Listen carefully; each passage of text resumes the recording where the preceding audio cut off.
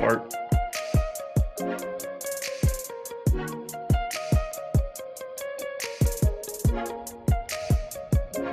And we are live. Welcome to the NBA Strategy Show. It is Tuesday, December 13th. I am Josh Engleman. I am joined by Adam Scherer. We are brought to you by PrizePicks.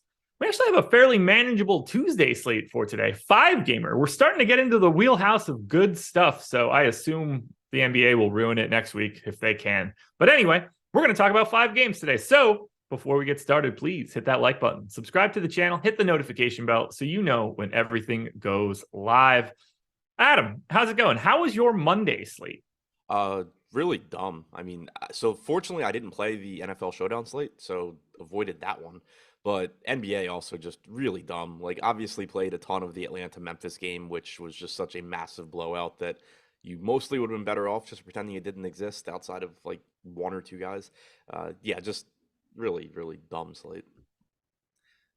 Not mad I missed it. Turned on the Blazers game at the end of the third quarter. I was like, oh, at least, this will salvage my night, just being able to watch Damian Lillard knock down threes. Never comes back into the game once I turn it on.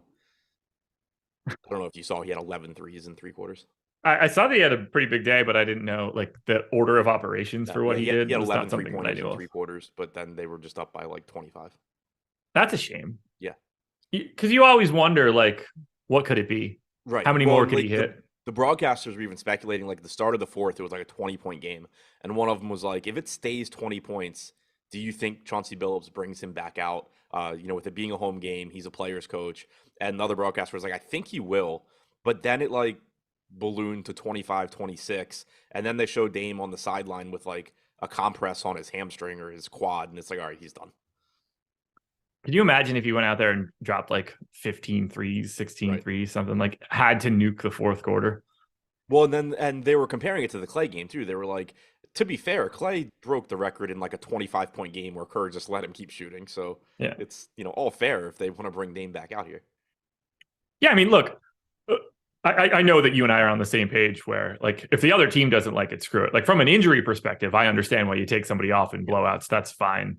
But eat one if you don't like it Oh and yeah, this guy's raining on you. Or the Zion dunk from a couple of right. days ago. Like, tough shit, man. You People look getting like mad such about a the Zion sissy for dunk was that. wild. I I completely hate agree, it. but like I don't care one way or the other. But like somebody, I agree with their take. They're like, if he laid it up, that would have been more disrespectful than like what he did. He just threw down like a ridiculous dunk, made the whole arena happy, Yeah. and like who cares if you don't want him to do it up by a million points? Don't let him be up by a million points. But no different than, like, bat flips for home runs, even in big, like, just if you don't like it, get the guy out, get a stop. Don't Right. fail.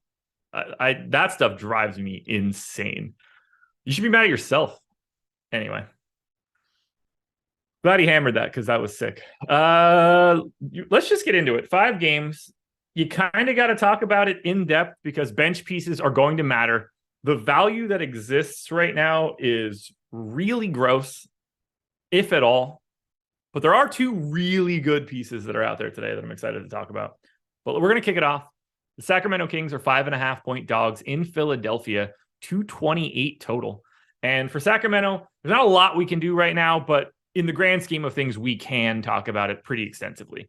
De'Aaron Fox is questionable. Everybody else that's normally available is available. I actually remember seeing on Sunday, I saw the underdog alert, and it was just like Alex Len ruled out. And I was like, you guys got to start putting the damn team on there because I don't even know where he is rostered right now. Should have assumed it's Sacramento. It feels like it's always Sacramento, but I was like, I don't know who this affects. And like, I wasn't live on the slate for anything, but we have the Q tag on Fox. He's missed the last 2. He practiced yesterday. My assumption is that he is playing, and then we can talk about it if he's playing. But obviously, if he's not, we're firing up Davion Mitchell to be disappointed again. But let's start with the assumption Fox is in. Yeah, Fox is in. I think 8,300 is actually pretty interesting here. We do have a relatively small slate, so you don't have quite as much opportunity cost at the guard positions. He's only 8,300 on DraftKings. I assume you're getting your normal like 33, 34 minutes from him. So he'd be pretty interesting to me if he's in at the reduced salary. Yeah, I have no problem getting to Fox.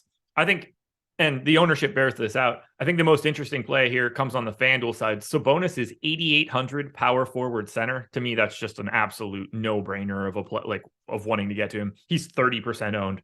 That ownership is completely warranted to me. Yeah, I mean, that looks good. That looks very good if Fox is in, and just even better if he's out. Yeah. So I wouldn't make any sort of judgments there. Sabonis is 11% owned on DraftKings. Herder's 15, Barnes is 15, Monk is 10. These guys are all slightly more owned on FanDuel. They just have better pricing. That said, if Fox is in, I don't really love those guys. Like, it's a 5-game slate. You're going to be getting pieces of everything across the board. Like, I don't want to say there are no bad plays, but like when it comes to starters, everybody's sort of in play on a day like today. But I don't love the Sacramento side of this game. No, if Fox is in, neither do I. Sort of the issue you run into, if you look at their last game, the playing time was really, really appealing. You got 39 minutes from Sabonis, who's been playing a ton, and that could still happen as long as he's able to avoid foul trouble. But you also got 35 minutes from Keegan Murray, you got 35 from Barnes, you got nearly 40 from Herder. But it's just hard to think that they continue to do that with Fox back because they hadn't been for most of the year. Like, you're getting 32 to 34 minutes typically from Herder and Barnes. You're typically getting like 26 from Murray. So I think it was a case where they do lose some minutes with, obviously they moved Dellavedova into the rotation as the backup behind Mitchell, but you had Mitchell playing 24 and a half minutes in the De'Aaron Fox role as opposed to playing 20-ish minutes in the take minutes away from Kevin Herder / Harrison Barnes role. So I think that it's tough to really want to get there. Then on top of that, you get reduced usage for those guys. So Monk at 5,100, Herder at 5,500, Barnes at 53.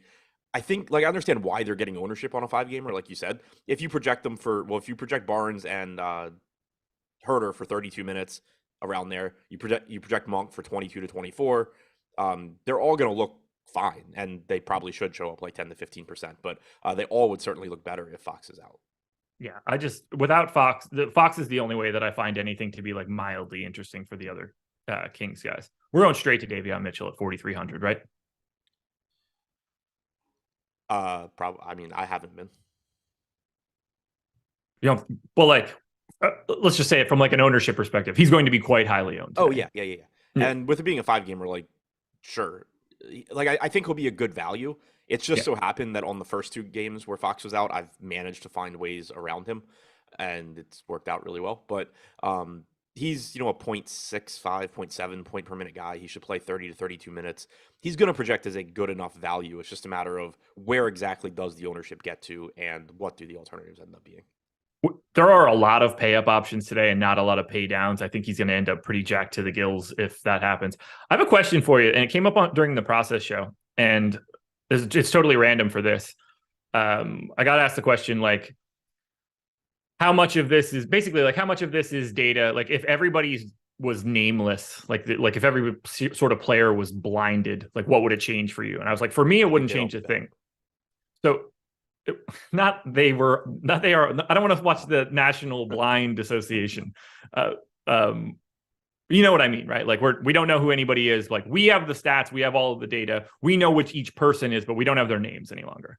Yeah. And I started to think about it, and I was just like, well, I don't think it'd affect me at all. Like I'm just going to do the same thing. I'm going to look for player X. I'm not going to have any predisposed notions. Do you think that the field would be better or worse if that happened? The field would be better. You think so? Yeah. I went 2 different ways, because at first I was just like, well, they wouldn't be able to just use their biases anymore, which I think is like part of the edge. And then I thought about the other side. I was just like, they would be forced to use better data. But at the same time, we would lose out on the people that just blindly click the names they know. I think it would be relatively neutral. Yeah, like I would lean toward the field getting better, because I just that was my first thought. I think the vast majority, the people that make up the vast majority of the field are like you and me and are not really going to be impacted. Yeah. But then the people that throw in those lineups where they're playing Josh Okogie because he played well 2 games ago, or they're throwing in some guy that they think is a good player when he's playing 24 minutes or whatever, like guys like that are gonna just have to get better, because all they have to look at now is actual numbers. Yeah, that was my snap answer at first, and I was like, oh man, we do lose out on all the people just making really bad decisions for themselves over and over and over again. So I thought it was a really interesting question. Anything else you want to touch on here for Sacramento? Does anybody else get a bump if Fox is out that we wouldn't expect to get to? Doesn't seem like they gave anybody the minutes over the past 2 days. Like it's Davion Mitchell, and then it didn't become Terrence Davis or Delly or Lyle. Like it didn't seem to be anybody else. Yeah, I mean, based on last game, I don't see a lot. Like Terrence Davis came back, but he still only played 9.5 minutes. Dellavedova's consistently been in there as, if not the full backup behind Mitchell, at least getting some of those minutes. Last game, you didn't see much in the second half from Delly, but yeah, I mean, it's. If he's out and you want to gamble on Terrence Davis, like I'd certainly rather gamble on Terrence Davis if De'Aaron Fox is out than if De'Aaron Fox is in. But I think it's purely gambling either way. Okay. On the Philadelphia side, this one's pretty cut and dry. We still have no Tyrese Maxey. Daniel House is probable, so we should be getting the standard issue Philadelphia 76ers. Harden and Embiid are both around 15% owned on DraftKings. Harris is around 10. Those are basically the same numbers on FanDuel as well.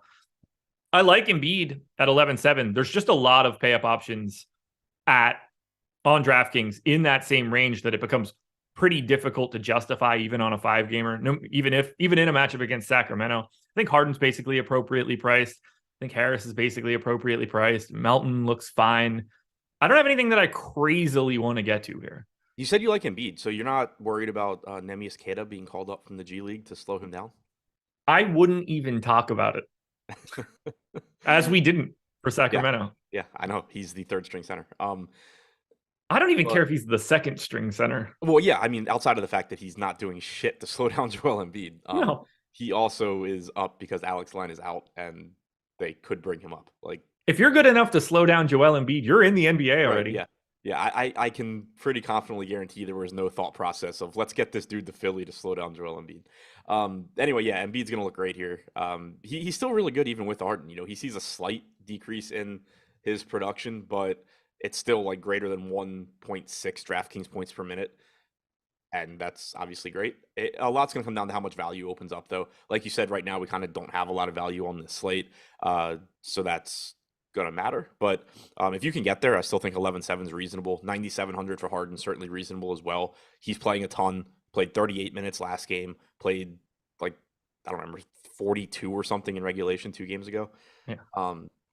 So he's going to look good. I think Harden's probably a little bit easier to get to than Embiid. He is slightly higher owned. Those are the two guys that I would really want to be trying to get to from this team. If you get to some Melton playing, 34 minutes or so, that's fine. Same goes for Harris. But those guys clearly take a backseat to Embiid and Harden. Yeah, those are the two guys that I have my eye on for sure. I like Melton for 6,300 on FanDuel as just like a guy that has to fit in a point guard, shooting guard spot. But I mean, they also have Rashawn Holmes on this team. He's not even like the next center or the next center. Yeah. And like, I don't know if they're trying to play him, but I could not care less about Keita. So I assume he's going to go for 35 today and blowout run or something. Yeah, he'll just come in like play the straight fourth quarter. Yep, absolutely. Like 6 blocks or something dumb. I don't know how we go to anything else from Philly though. Like, I don't think Tucker's interesting. I don't think Shake Milton's interesting because of his price. Niang can get there if he's just shooting the lights out, but he's also, playing 14 minutes a game. I don't find Philly to be all that appealing. No, and I mean, I want to because the matchup's really appealing, but right. Hopefully I find ways to get to Harden and Embiid. There we go. Anything else you want to touch on for Philly? No. Coming up after this, folks, as long as you guys hit the like button because 39 is abysmal, the NFL First Look show for this coming week will be at 11 a.m. You do not want to miss it. NHL Strategy show will be at 2 o'clock. Adam and I will be back for the deeper dive at 5 p.m. and then live before lock at 6 p.m., taking you all the way up to lock and then some. So another standard day of a ton of content.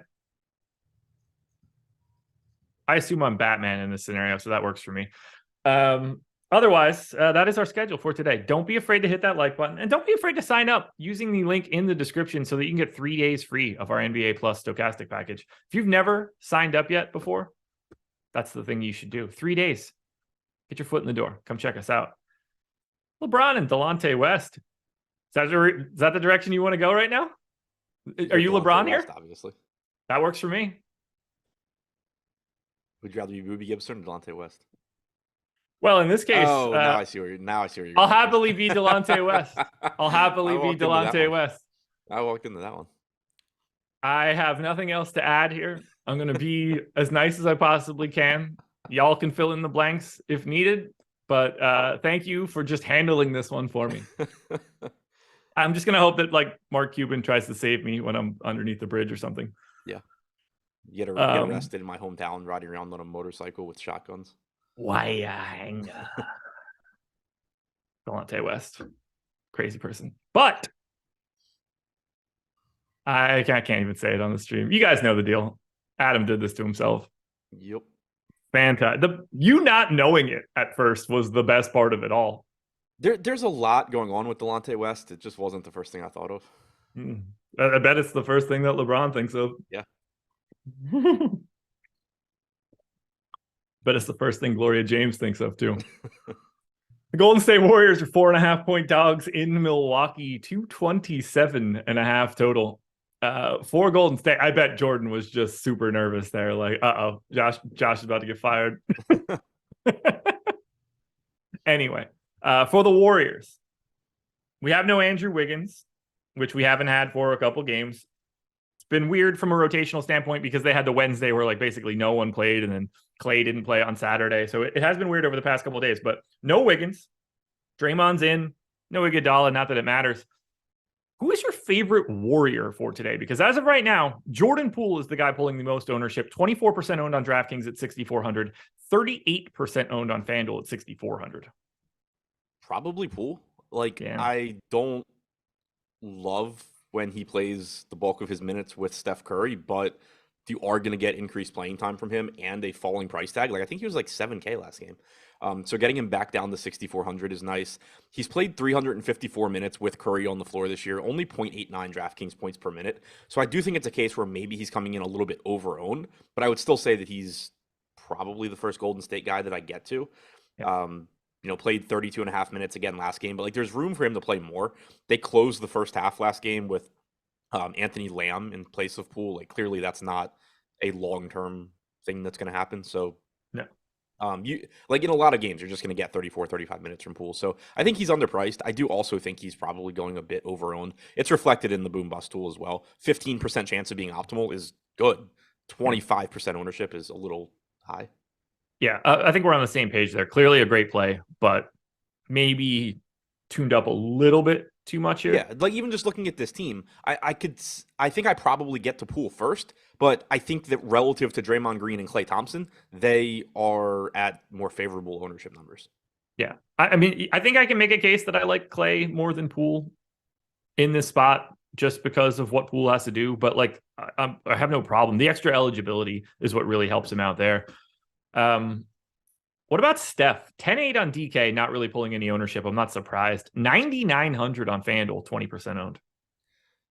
I really like it if you can get there. Obviously, FanDuel scoring is not as nice for him, but he is rebounding better. He's getting more peripherals in general. He's playing more minutes because Golden State's second unit can't blow anybody out. So I think he looks really good. Obviously, I would love to get him on DraftKings if I can, but he's $900 more expensive than Harden, so that's going to be kind of tough to prioritize. But $900 less on FanDuel, or sorry, $1,100 more than Harden on DraftKings, $900 less on FanDuel than DraftKings. Going to look really good there, I think. Yeah, I'm with you. What else opens up here for the Warriors? Because obviously Steph, Klay, Draymond, Poole, like these are guys that everybody's getting to. I mean, Draymond's 34% owned on FanDuel, 6K power forward center. Like I'm happy to do that. Both playing more minutes recently too.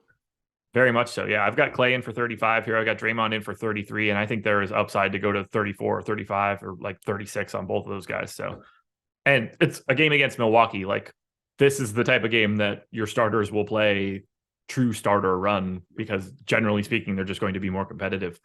How do you want to handle Looney? 4,500 on DK, 4,800 on FanDuel with the power forward eligibility. Yeah, see, I think he's kind of interesting just because, for one, Jordan Poole being in the starting lineup just makes it more likely that Kevon Looney finds his way into the closing lineup.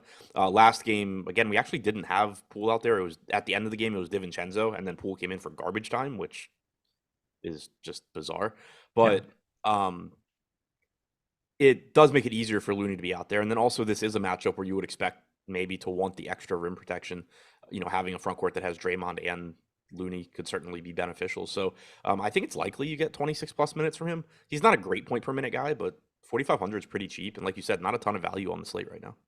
Yeah, I have no problem getting to Looney. They're going to have Lopez out there a lot. I think from a matchup standpoint, I think it's fine. I think you kind of need that help. You want that bigger body meeting Giannis at the rim. Anything else for Golden State? Can you go to Kuminga, DiVincenzo? I don't. They've just flattened these guys out a bit. Yeah, I think it's tough. It's really difficult to get there on DraftKings. It would be a little bit different if you had like a 3,400, 3,500 Kuminga or DiVincenzo, and you could say like, all right, well, maybe they pick up 4 extra minutes because foul trouble, blowout, they play well, any of the above. But at 4,300 for Kuminga and 4K for DiVincenzo, it becomes really tough. Well, I have nothing else for Golden State, but now I think we could talk about. I'm shocked that we don't have more ownership here. I assume this changes as we move forward. The Milwaukee Bucks. So for Milwaukee today, we have a Q tag on Drew Holiday. Middleton is probable. Wes Matthews off the injury report. I want to start with Chris Middleton right now. He's 6K on DraftKings. I'm surprised to see just 20% ownership. We're talking about a guy that played 31 minutes on Friday, did injure his ankle on Sunday, but is probable for today.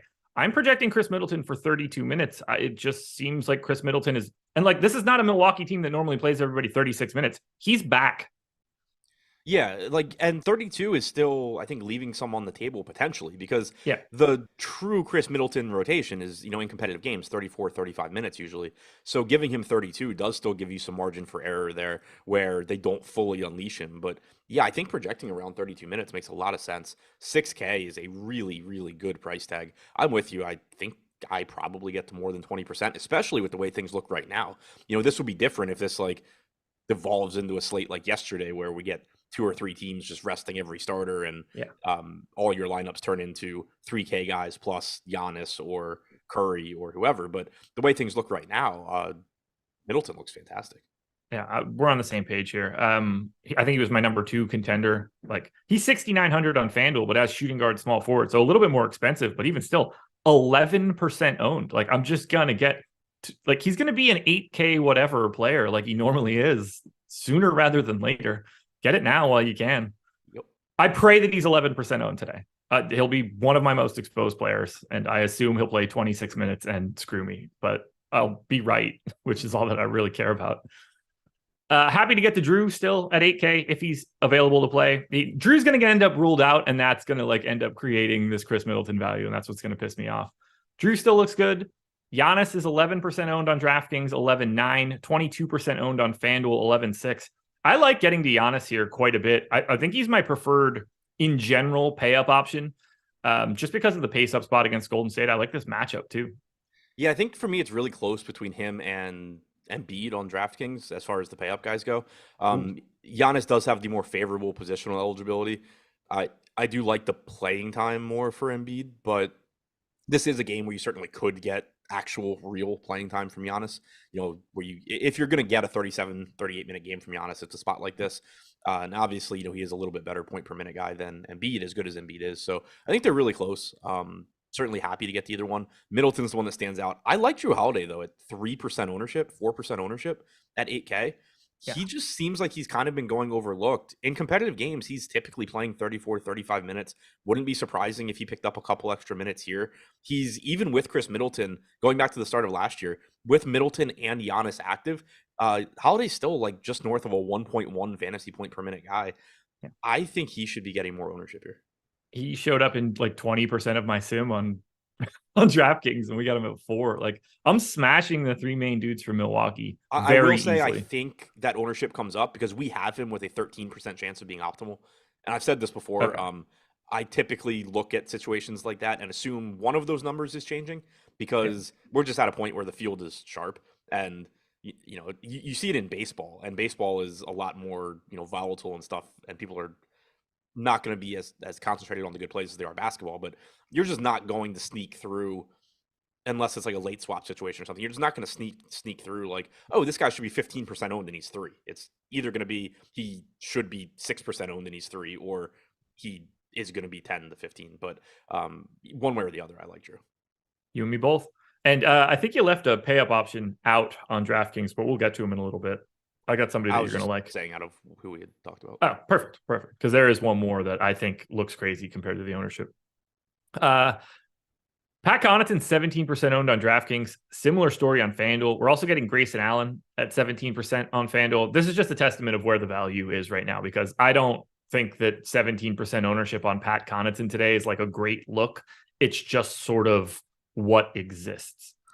Yeah, and I get it. You've gotten 2 games in a row where you played 24 to 25 minutes. Granted, Middleton was hurt in the most recent one, but I do think it's reasonable to expect that you just sort of see Connaughton fall into mid-20s minutes going forward. So 3,400 is a little bit cheap. It's kind of like I was just saying with Kuminga and DiVincenzo on the other side. If you give me DiVincenzo or Kuminga at 3,400, I'd be interested. Connaughton, I think you can typically project for more minutes than those two, and he is 3,400. So I understand getting there, but also there's a pretty good, like, it's a spot where I can certainly see building lineups and being like, look, if Pat Connaughton beats me, Pat Connaughton beats me. But the issue you run into is it's not actually about Pat Connaughton. It's about, is everybody going to be able to just start getting to James Harden or Embiid or Giannis or whatever simply by playing Connaughton? And I'm just giving that up. So kind of, depends what the rest of your lineups look like.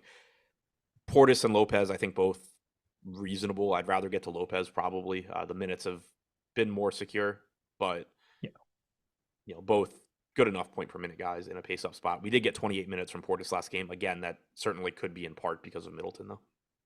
Anything else for Milwaukee? No. On the off chance that Drew is out because he is questionable with a non-COVID illness, where are we going? Who becomes the immediate priorities? I forgot about that. So you would probably get Javon Carter Yeah. And he will look really good. Yeah. If we're already getting Pat Connaughton at 17%, like if Carter can just get into the starting lineup and you give him 24 minutes, relatively pessimistic at that point too, he's already going to be in 20% of lineups. So like it's going to be more than that even. Anything else though? Like obviously like Giannis and Middleton starting would look great. Yeah. It's a no-brainer then.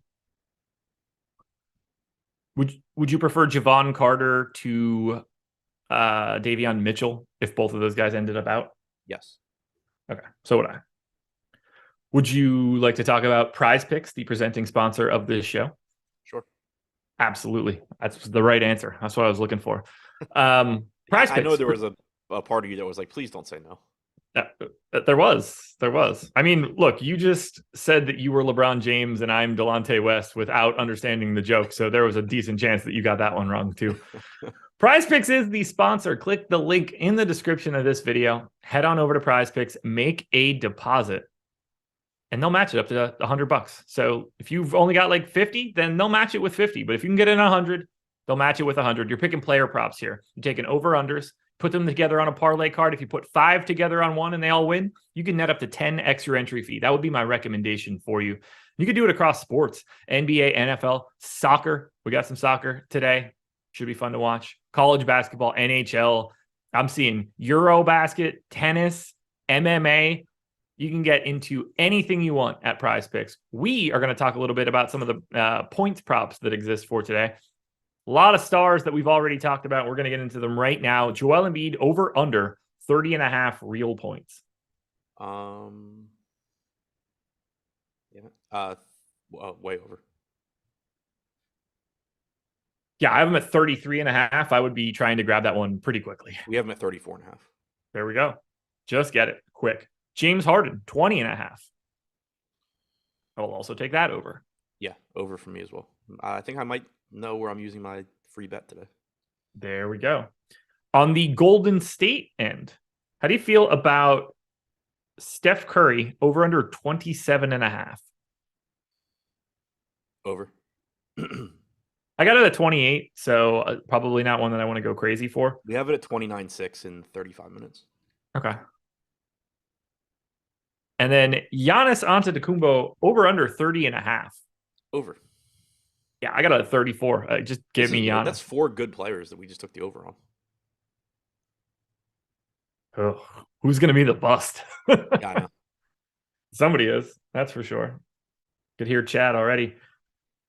Guys, that's PrizePicks. There's 4 great plays that you could take right now. You can use the picks that we just gave, which I think is a great start. And then you can use the taco on Messi for today against Croatia. The line is 2.5 shots.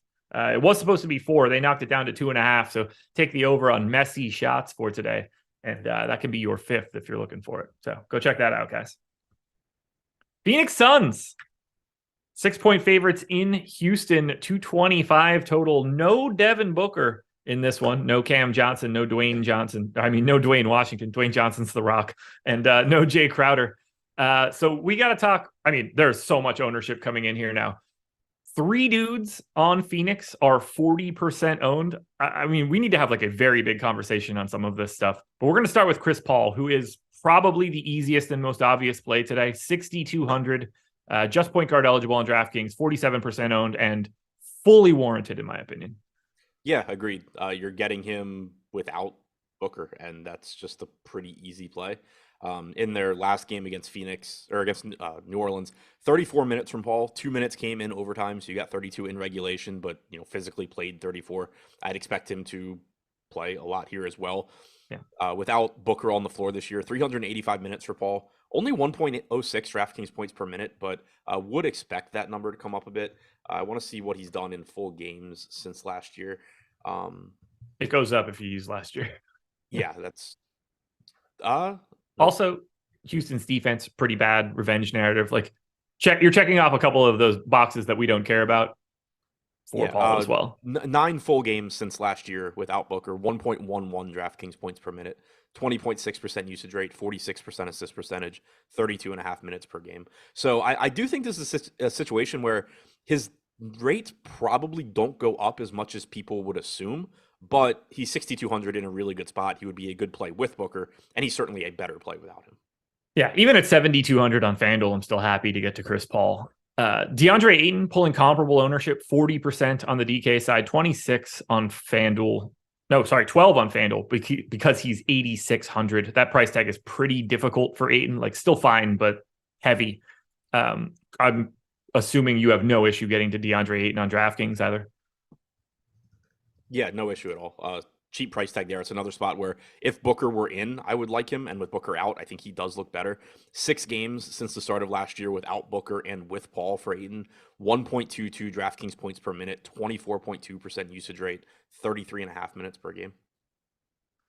And now we got to talk about Dario Saric, who started for Devin Booker on Sunday, played 21 and a half minutes, and is currently projected at 3,300 on DK for 43% ownership. Similar story, 43% on FanDuel at 3,800. I hate this, but I sort of get it. Great point per dollar play, cash game option for sure. I hate this in GPPs. Yep, I feel exactly the same way. So far this year, 139 minutes without Booker for Saric. 0.82 DraftKings points per minute. He's now started 3 games, one of them in place of Booker, 2 of them in place of Johnston and Craig. He has played 21 minutes in all 3 of the games. Now, is there a chance he plays more? Yeah, and if you don't have him, you are absolutely screwed at that point at 3,300. But they just have enough wings and enough guys that are likely to be playing ahead of him down the stretch that I think projecting around 21, 22 minutes is the right place to be. There is certainly some chance he plays really well and just plays more minutes, and it is a good spot. So I think he's a good play.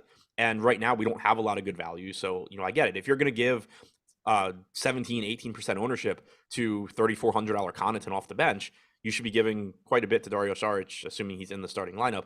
But at the same time, Connaughton's probably playing about 24 minutes. Saric is probably playing like 22 minutes. They're not totally different point per minute guys. I don't really think there should be this big of a gap between them. And then there's also just, again, ways around this where even, with the lack of value, chances are if you get like 18, 19 DraftKings points from Saric, even at 3,300, you're most likely going to have been able to build better lineups without him. So I do think the ownership's a little bit concerning. That we have him with a 50% chance of being optimal. We also have him projected for 23 DraftKings points, which seems a little higher for me. But I have 5 less than that. I like Damian Lee more than I like Saric. That's where I was going to go next. So we have Saric at 24 minutes, which that is going to make a little bit of a difference. Yeah. I'll probably go to 22, but I'm with you. Like Damian Lee, but the thing is, like Damian Lee's getting 25% ownership too. Sure, but to me, they're pretty comparable as plays. Damian Lee played 34 minutes on Sunday. Like they went to him, he closed. He sort of is that Booker facsimile. Shooting guard, small forward, so a better positional designation as well. Like if I just have to choose between the two, and I knew that I had to have both of those ownership numbers, if I'm playing GPPs, I'm just flipping them. Yeah, I was gonna say I could even see a situation where I just we have them combined for 66% ownership or whatever, just 33 apiece or something. Sure. I think that's totally reasonable. But just given what I see right now, I wouldn't want to be near the field on Saric, and I would happily just have to turn that into Lee and be okay with it. And that says nothing for getting to campaign 5,200 or Torrey Craig. There are other options for Phoenix, but I don't find it all that likely that Saric closes. So I don't love that ownership. I think we see it come down.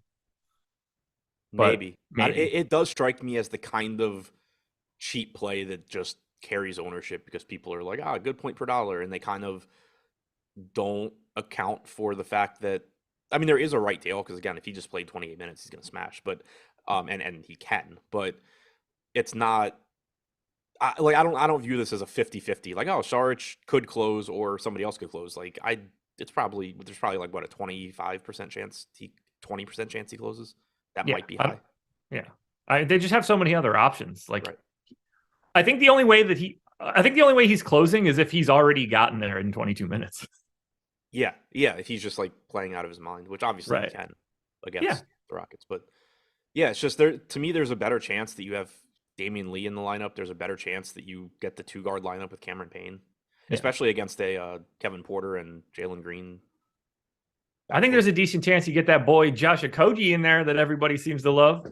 Well, I was gonna say if you wanted to throw a 3 dart on this slate. I think Landry Shamet and or Josh Okogie are actually mildly interesting. Yep, I agree. I got nothing else here. Houston? I might have one other thing. Yeah, so Wow. Landale appears to be back as the Yeah, backup center. He's 3,200. 3,200. Yeah. Mm. So yeah, if you want to make that play, also. So Phoenix is interesting because they have the guys that are like really, I think, should be really popular. Maybe a little bit more popular than they should be, but they're popular. They deserve it. They have some nice dart throws here too, though, where the game doesn't have to break too weird for Shamit to play 20 plus minutes or Okogie to get there. Doesn't have to break too weird for Landale to get there. I think this is a really interesting spot for both the chalk and the unknown guys. Agreed. And then we get to the Houston side where it's just Jayshawn Tate out. Everybody Oh, else hang on, is sorry. $6,100 more. bridge is mispriced. I agree. He was very highly ranked in the contenders videos. I just didn't have much to add on Yeah, Bridges. no, I just wanted to mention him because Yeah. I hadn't. He's getting 24% ownership. He's probably going to play like 38, 40 minutes or something. He looks good as well. This whole team, like everybody in the rotation looks good in the sense that either they are obviously good or there's enough volatility and they're not getting ownership that I'm interested. It's going to be a fun one. You get to the Houston side. Basically, everybody is like 13% owned in the starting lineup. Jalen Green, Porter, Jabari Smith, Eric Gordon, Alperen Şengün. That all looks good to me. I think Şengün looks like my preferred option, but the ownership is sort of already there, so I have no issues. But any one of the starters for me for Houston, if this game is staying competitive, I think you can mix and match them and go any direction you want.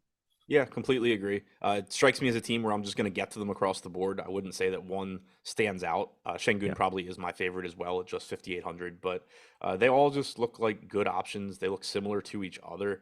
Jabari Smith, once again, played 35 minutes. That is something I wanted to point out because I had noticed it the other day. For a while, I've just sort of blindly been giving Jabari Smith 30 minutes, and we've seen him start to pretty frequently get 34, 35. So I think maybe bumping that up to like 32 makes some sense.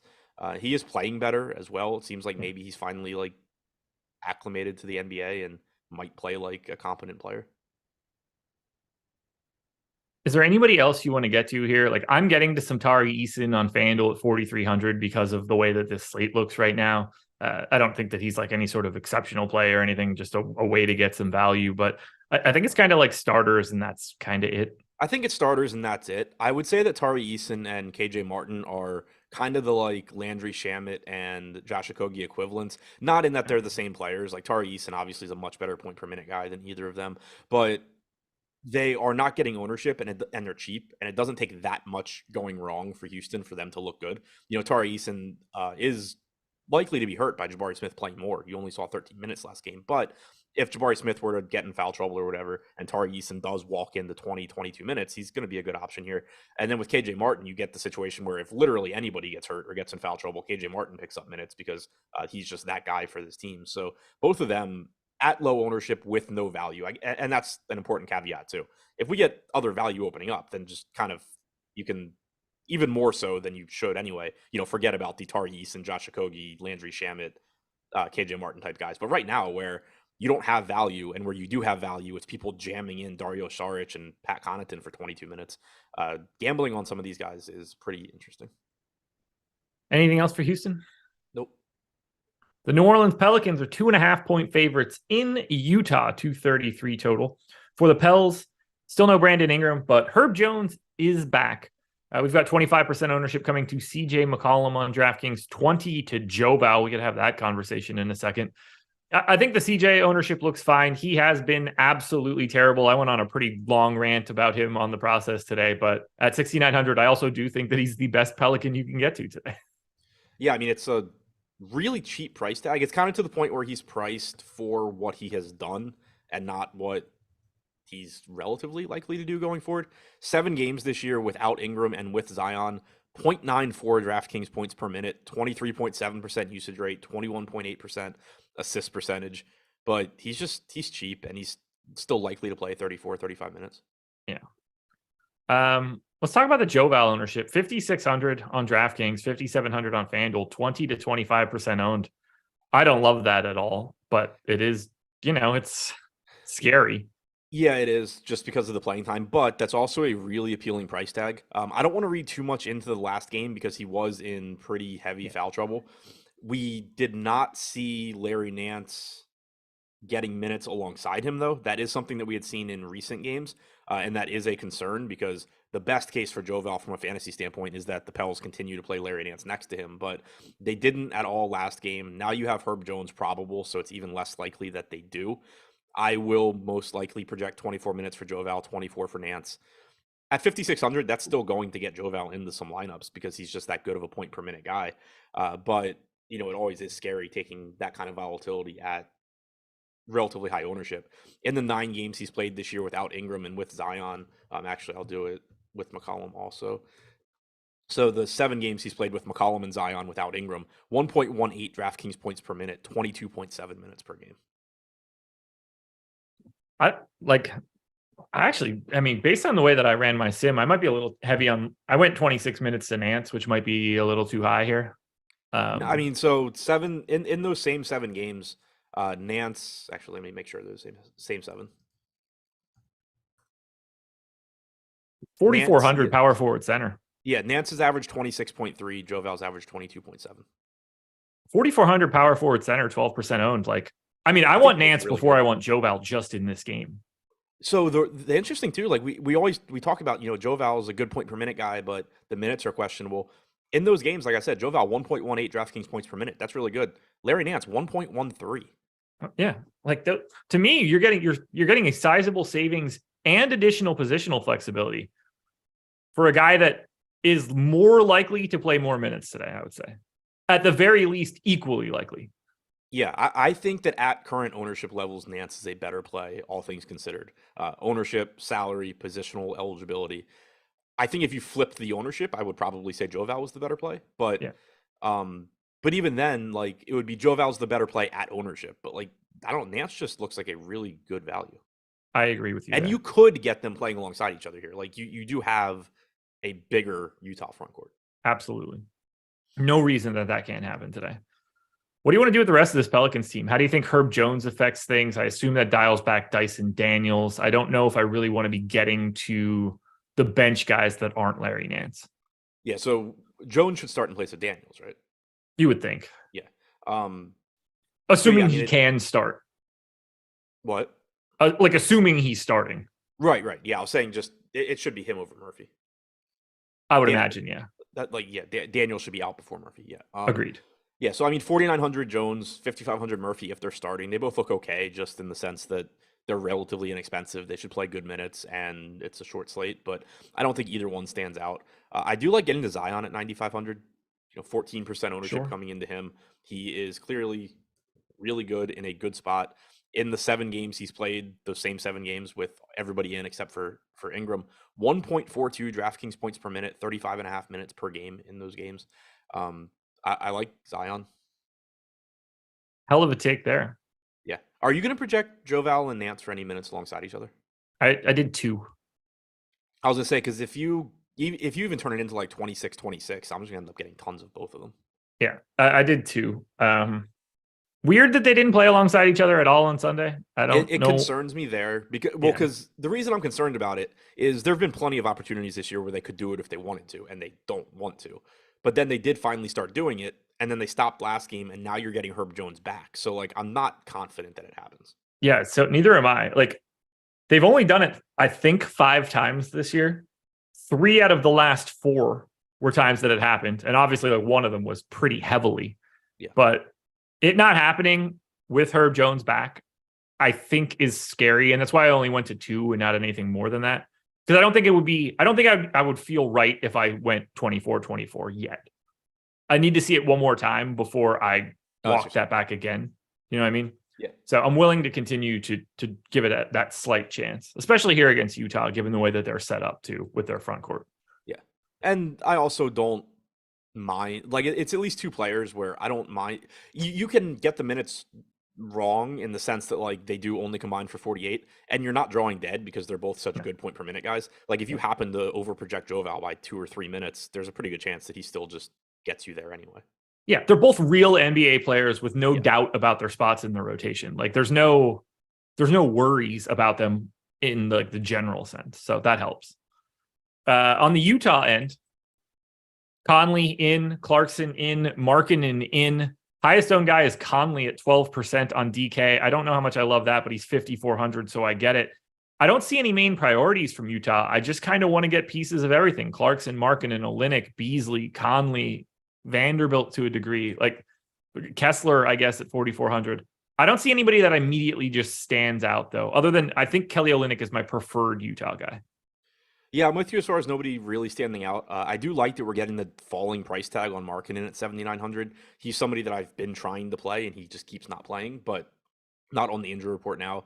I think he's still going to play big minutes, even with Conley back. I don't think Conley being out actually had anything to do with Markkanen starting to play more minutes. And Conley's actually not had a negative impact on his production whatsoever. Markkanen's actually been a little bit better from a fantasy standpoint when Conley is on the floor. So I do like Markkanen at 7,900.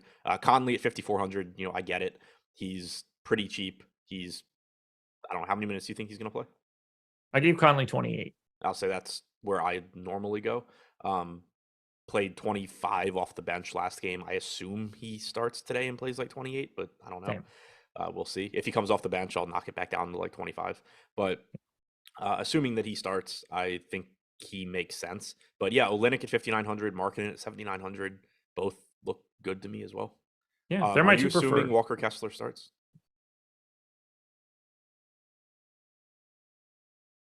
Or are you assuming that they go back to Vanderbilt? I would assume they go back to Vanderbilt, but I don't have a great feel for it. Yeah, I mean, that's going to be what I assume just because he started the last game and it was against Jokic. Yeah. So, you had not to compare Jokic and Jovel, but you had a big, center that can do a lot of things offensively, and they went Vanderbilt. So I'm going to assume it's Vanderbilt. All righty. Let us. Do you have any interest in Kessler, even assuming he's coming off the bench? As like a contrarian option, given the ownership, yeah, for sure. He's 4,400, 2% owned on DraftKings, and could very easily play. Like, I think that one way or the other, he has solidified that backup center role where you're getting probably 48 minus Vanderbilt's minutes. Yeah. I gave him 22. Like, he looks like a really good point per dollar play for it. Yep. I mean, I have him as the best point per dollar play for Utah, so sure. Yeah, I think it seems reasonable. But like my problem is that I just like Kelly Olynyk way more, and that's like one center option here. There are clearly other center options. On DraftKings. Kessler? Olynyk. Oh yeah. I actually knew that. I don't know why I said it like I did. Let's close it out. Boston Celtics 3.5-point favorites taking on the Lakers in Los Angeles. Al Horford out for this one for the birth of his 5th child. Good for Al there. Just plugging away. The big question here, though, is the Q tag on Time Lord. Robert Williams potentially back. Look, right out of the gate, he's not playing any minutes that are going to be relevant enough, but you'd like to know that he is playing. It just sort of changes a little bit here, but I gave him 20 minutes. I hope he's back. I'm really excited to see him play because I think he's really good. That said, the rest of Boston then becomes pretty easy to project and not all that interesting. Jaylen Brown's already up to 9,200. Still like that price tag. Still happy to get the Brown. Still happy to get the Tatum. I think Malcolm Brogdon as a value piece, given what we've seen so far on this slate, is interesting. There's value coming in there. Smart's fine. But it's just what we already know for Boston. Yeah, it's mostly Smart, Brown, Brogdon for me at their respective salaries. 5,900 in this spot's just a little cheap for Marcus Smart. Jaylen Brown, 9,200, shooting guard, small forward, just always, easy to get to. Brogdon at 4,800, 24% ownership. This part is really interesting to me. I think Brogdon is a good play. I think it's also important to keep in mind he's averaged about 24 minutes per game in the games without Horford. So you get an increased likelihood of him being in the closing lineup, but it's not a guarantee. It's basically going to be 2 of Brogdon, Grant Williams, and Derek White. So I do think that Brogdon deserves to be popular. I also think, though, that a $4,200 Grant Williams and a $4,300 Derek White are going a little bit under-owned just for the chances that they have to also play extended minutes. They're not as good point per minute as Brogdon, and that's why I do think Brogdon's the best option of the 3. But it is interesting to me when, a $4,300 Derek White's getting 2% ownership, or a $4,200 Grant Williams is getting 7%. And this is a matchup, too, where it shouldn't be surprising if Grant Williams picks up some extra minutes to deal with one of LeBron or Davis.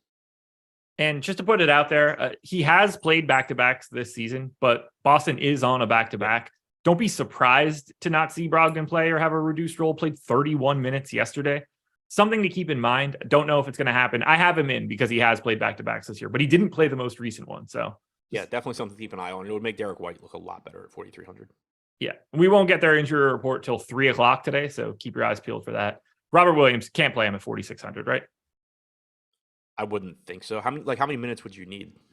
I mean, not too many more, but like it just feels like not worth the risk today. If you were the flat 3K, we would have to have a conversation. Right. It's center only, 4,600. Especially like right now, why wouldn't I just rather play Walker Kessler for his 22 minutes?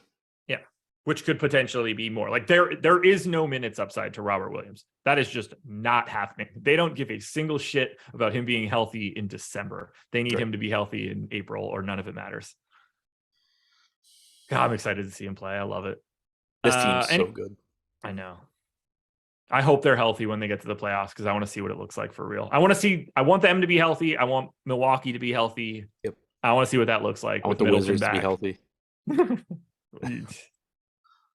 They couldn't win the midseason tournament. Let's close it out with the Lakers. I don't know what's happening here, but for the first time in ages, I'm I really like LeBron. He's 9,800 on DraftKings now, 10,400 on FanDuel. I think he's that's the first time that I've looked at LeBron and was just like, you know what? He's actually available today in comparison to the other payoff options. Sub 10K price tag. You don't see that. Yeah, I mean, it looks good. I still think I'd rather get the Harden, probably. Ooh, okay. I mean, I think they're close. I slightly prefer LeBron, but 1.37 DraftKings points per minute in the games Davis has played this year, 36 minutes per game. That's actually a little bit better than I was thinking he was, but better positional eligibility than Harden too. So yeah, I guess that would swing it a little bit, but I do think they're close. Yeah, I agree that they're close. And AD 11-1 on DraftKings, 12K on FanDuel with the power forward eligibility. I mean, it's a massive price tag, but I mean, this is a dude with 1.9 FanDuel points per minute over the last 30 days. I'm not really in any position to tell him he can't do it. Yeah, I mean, obviously insanely high upside. It's just I still trust the production from Embiid more because he's, done it outside of the last month. Overall this year, 17 games with LeBron for Davis, 1.53 DraftKings points per minute. So, still very, very good, even if you sort of discount what he's done recently.